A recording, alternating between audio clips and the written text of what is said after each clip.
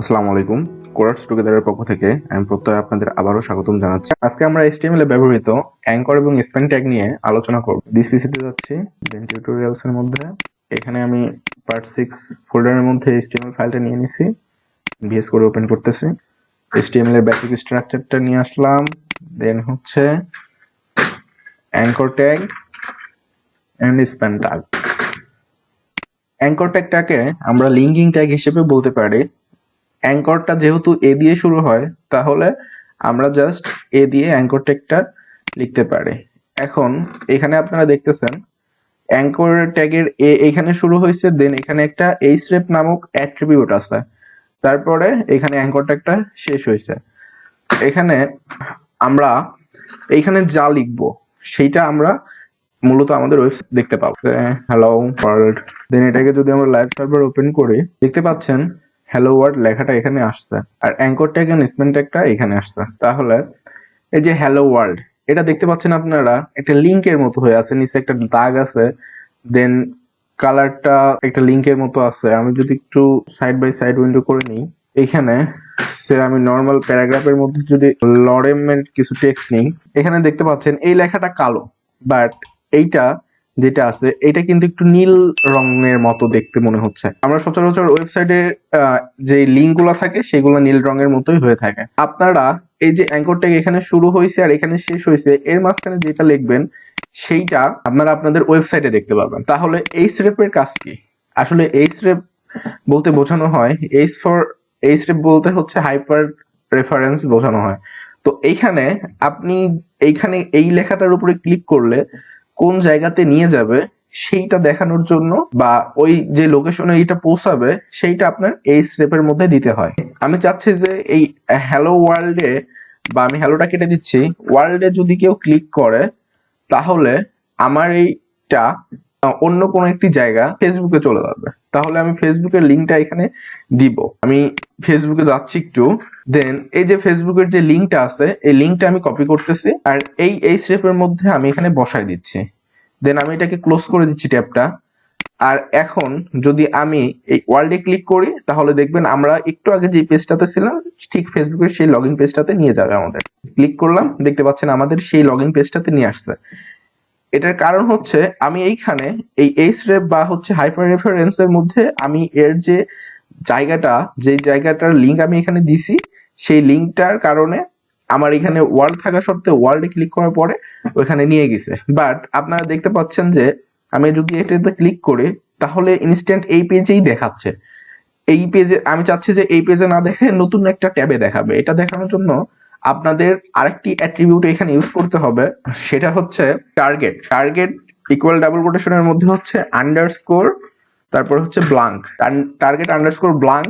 এখন যদি আমরা হচ্ছে এখানে ওয়ার্ল্ডে ক্লিক করি তাহলে দেখবেন নতুন একটা ট্যাবে এটা ওপেন হবে। ফেসবুক এখানে যে লিঙ্কটা আছে এই লিঙ্কের আন্ডারে যে ওয়েবসাইটটা আছে সেইটা নতুন একটি ট্যাবে ওপেন হবে এই টার্গেট আন্ডারস্কোর ব্ল্যাঙ্ক এর মাধ্যমে।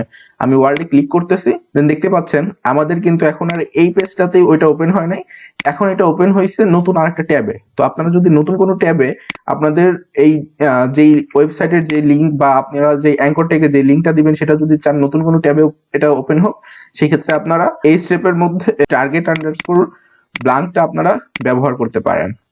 আবার আপনারা যদি চান যে না আমি এখানে নতুন কোনো ট্যাবে এটা ওপেন করতে চাচ্ছি না, আমি চাচ্ছি এটা আমার যেই পেজে আমরা ওয়েবসাইটটা তৈরি করছি সেই পেজেই আমার এটা ক্লিক করলে ওই লিঙ্কটা শো করবে, সেজন্য আপনারা এখানে আন্ডারস্কোর ব্ল্যাঙ্ক না দিয়ে আপনারা তখন আন্ডারস্কোর সেলফ দিতে পারেন, SELF সেলফ। এখন যদি আমি এটাতে ক্লিক করি তাহলে দেখতে পাচ্ছেন আমার কিন্তু এই ট্যাবেতেই এটা আবার ওপেন হয়েছে। আসলে স্ট্যাটিক ভাবে বা বাই ডিফল্ট এটা আন্ডারস্কোর সেলফই থাকে। আপনারা যদি টার্গেটটা নাও দেন সেক্ষেত্রেও গতবার আপনারা দেখছিলেন যে এটা কিন্তু একই পেজে ওপেন হয়েছিল। বাট আপনারা যদি চান নতুন কোনো পেজে দিতে বা আপনারা টার্গেট অ্যাট্রিবিউটটা ব্যবহার করতে চান, সেই ক্ষেত্রে আপনারা যদি চান যে না আমি আমার এই ওয়েবসাইটটা আমার পেজেই রাখবো, সেই ক্ষেত্রে আপনারা টার্গেট আন্ডারস্কোর সেলফ ব্যবহার করতে পারেন। বাট আপনারা যদি চান যে না আমরা চাচ্ছি এখানে ক্লিক করলে অন্য কোথাও যাবে, সেক্ষেত্রে আপনারা টার্গেট আন্ডারস্কোর ব্ল্যাঙ্ক ইউজ করতে পারেন। এখন আমরা স্পান ট্যাগ নিয়ে আলোচনা করব। SPAN স্পান ট্যাগ এর মধ্যে আমরা যদি কোনো কিছু লিখতে চাই, এই যে দেখতেছেন এইখানে লেখাটা কিন্তু পাশাপাশি চলে আসছে। এটার কারণ হচ্ছে এটাও একটা ইনলাইন ট্যাগ, এটাও একটা ইনলাইন ট্যাগ। ইনলাইন ট্যাগ কিংবা ব্লক ইনলাইন ব্লক এগুলা নিয়ে আমরা হয়তো পরবর্তী কোনো একটি টিউটোরিয়ালে আলোচনা করব। আমি আপাতত এখানে বিআর ট্যাগ ইউজ করতেছি এটাকে নিচে নিয়ে আসার জন্য। আরো একটি বিআর দিয়ে দিচ্ছি আমি।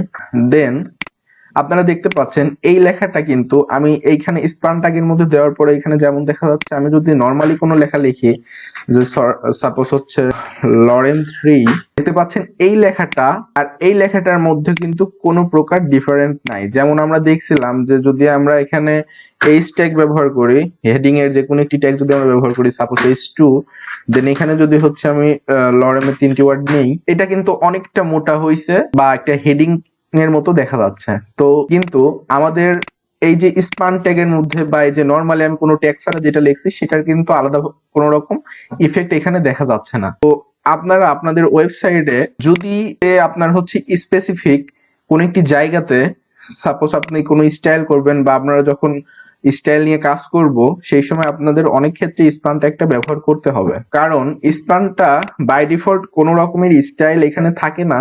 আপনারা আপনাদের মন মতো স্পান ট্যাগটারে স্টাইল করতে পারেন। আমি যদি সেই একটু আপনাদের দেখাই যে আমি চাচ্ছি স্পান ট্যাগের মধ্যে ইনলাইন সিএসএস করব, এগুলো নিয়ে আমরা পরে আলোচনা করব, শুধু আপনাদের দেখানোর স্বার্থে যে আসলে কিভাবে এগুলো কাজ করবে বা স্পান ট্যাগ আপনারা কিভাবে ব্যবহার করবেন। তো আমি স্টাইল নামের একটি হচ্ছে অ্যাট্রিবিউট নিচ্ছি এখানে। দেন আমি এখানে বলে দিচ্ছি সাপোজ কালার হচ্ছে অরেঞ্জ। দেখতে পাচ্ছেন কালারটা কিন্তু চেঞ্জ হয়ে গেছে। তো এখন আমি চাচ্ছি না যে আমার এই পুরো লরেম টেক্সটের মধ্যে আমার এটা থাকুক, আমি চাচ্ছি শুধু আমার ইপসামের উপরে এটা থাকুক। তো সেক্ষেত্রে আমরা চাইলে এই যে স্পান ট্যাগটা আমি এখান থেকে কাট করতেছি, দেন ইপসামের আগে এটারে আমি দিয়ে দিচ্ছি, আর এইখানে যে স্পান ট্যাগটা ছিল সেটাকে আমি কাট করে ইপসামের পরে দিয়ে দিচ্ছি, আর এইটা বাই ডিফল্ট আসছে আমরা কেটে দিচ্ছি। তো এখন দেখতে পাচ্ছেন যে আমরা এখানে এই যে লরেম ইপসাম ডলার লেখা আছে, এখানে আমি স্পেসিফিক ইপসামটার স্টাইলটা একটু ভিন্ন করতে চাচ্ছি, সেই জন্য আমি এখানে স্পান ট্যাগের ব্যবহার করছি। আপনারা স্পান ট্যাগ আপনাদের যে কোনো জায়গাতে এগুলো ব্যবহার করতে পারবেন, কোনো প্রবলেম হবে না। আমি যদি স্টাইলটাকে একটু কাট করে নিই তাহলে আপনারা ভালো বুঝতে পারবেন। এই যে এখন দেখতেছেন এটা কিন্তু নরমাল, আমরা যে মার্ক ট্যাগ দেখছিলাম ঠিক সেরকমই কোনো একটা বাট আমি যদি চাই যে এটা আমি স্টাইল করব, সেই ক্ষেত্রে আমি ইনলাইন এক্সটার্নাল বা হচ্ছে ইন্টারনাল সিএসএস এর মাধ্যমে চাইলে এটাকে সহজে স্টাইল করতে পারবো। আমরা এখানে এটাকে এইভাবে ব্যবহার না করে অন্যভাবেও করতে পারি। কিভাবে করতে পারি আমি যদি আপনাদের একটু দেখাই, যে আমি এখানে ইপসন লেখাটারে রাখলাম, দেন এটাকে কাট করতেছি। কাট করার পরে আমি এইখানে ওয়ার্ল্ডের আগে আমি এই ইপসামটারে পেস্ট করে দিলাম। দেন আপনারা দেখতে পাচ্ছেন যে ইপসাম ওয়ার্ল্ড, এইটা আমি এই যে স্পান ট্যাগের মধ্যে আমি যে স্টাইল অ্যাট্রিবিউটের মধ্যে যে প্রপার্টিগুলো অ্যাড করছি সেটার কারণে ইপসামের কালারটা চেঞ্জ ছিল।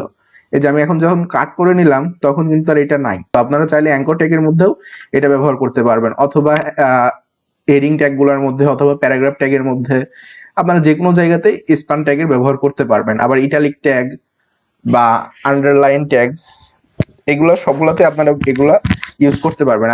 আমি আসলে আমার মনে নাই যে আমি আন্ডারলাইন ট্যাগটা আপনাদের দেখাইছিলাম কিনা, তো আমি এখন আবার একটু আন্ডারলাইন ট্যাগটা দেখাই দিচ্ছি। এখানে দেখতেছেন ইপসাম ওয়ার্ল্ড নামের একটি লেখা আছে, আমি এখান থেকে আপাতত স্পানটা সরাই দিব। এখানে আমি আন্ডারলাইন লেখাটা শুরু হয় হচ্ছে ইউ দিয়ে, তাহলে আমরা ইউ ট্যাগের মধ্যে দিয়ে এটা করতে পারি। ইউ দিলাম, দেন এইখানে আমি যা লিখবো তার নিচে একটি আন্ডারলাইন আসবে হরিজন্টালি, এখানে যেরকম আসছে ঠিক সেরকমই একটি আন্ডারলাইন এখানেও আসবে। সাপোজ লরেম, এই যে দেখতে পাচ্ছেন লেখার নিচে কিন্তু আন্ডারলাইনটা আসছে, বাট নরমালি আমরা যদি ইউ ট্যাগটা না ব্যবহার করি তাহলে আন্ডারলাইনটা আসবে না। আবার আপনার এখানে দেখতেছেন অ্যাঙ্কর ট্যাগে কিন্তু আমরা কোথাও আমাদের হচ্ছে ইউ বা আন্ডারলাইন ট্যাগ আমরা ব্যবহার করি নাই, কিন্তু তারপরেও কিন্তু এটা লেখার নিচে আন্ডারলাইন আসছে, কারণ এটা একটা লিঙ্ক। আমরা পরে যখন স্টাইল করব বা স্টাইল নিয়ে জানবো সেই সময় আমরা স্টাইলের যেই প্রপার্টি গুলো আছে সেই সময় আমরা চাইলে এই অ্যাঙ্কর ট্যাগের নিচের আন্ডারলাইন আমরা উঠাইতেও পারবো, আবার চাইলে উপরের দিকে আন্ডারলাইনও আমরা দিতে পারবো।